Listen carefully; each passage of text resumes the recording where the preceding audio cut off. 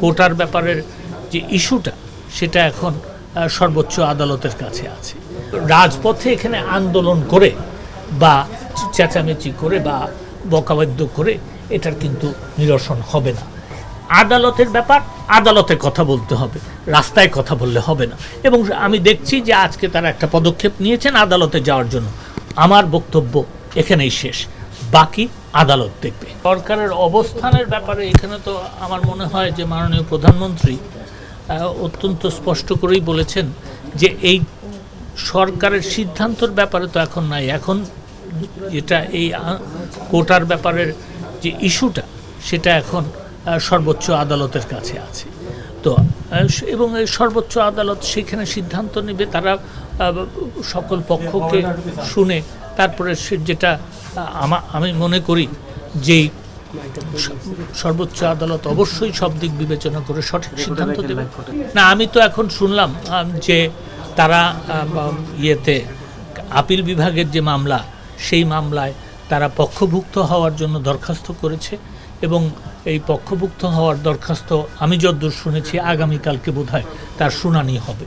তো সেই ক্ষেত্রে আমি তো মনে করছি যে তারা সঠিক পথে হাঁটছেন, ইন দ্য সেন্স যে দেখেন, আমি যতদূর জেনেছি সেটা হচ্ছে যে যখন হাইকোর্ট বিভাগে এই মামলা চলে তখন আজকে যারা কোটা বিরোধী আন্দোলন করছেন তারা কিন্তু তাদের বক্তব্য আদালতের কাছে পেশ করার জন্য বা আদালতে উপস্থাপন করার জন্য কোনো আইনজীবী নিয়োগ করেন নাই, তাদের বক্তব্য সেখানে দেন নাই।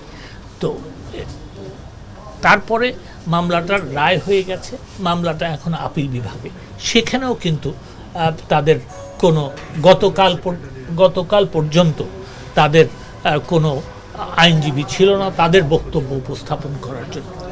আমি এই কথাটা বলছি এই কারণে যে দেখেন, All Time Roma. Taste it, love it. ঘটনা ঘটছে আদালতে। যদি রাজপথে এখানে আন্দোলন করে বা চেঁচামেচি করে বা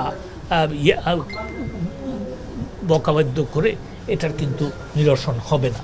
এবং এটা করলে যেটা হয়, একটা পর্যায়ে হয়তো আদালত অবমাননাও হয়ে যেতে পারে।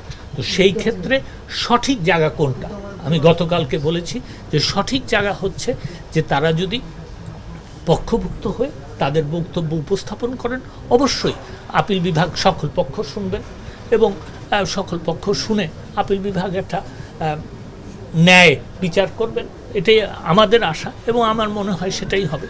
তো সেই ক্ষেত্রে আমি আজকে দেখছি যে একটা ইতিবাচক পদক্ষেপ তারা নিয়েছেন, আমি এটাকে সাধুবাদ জানাই।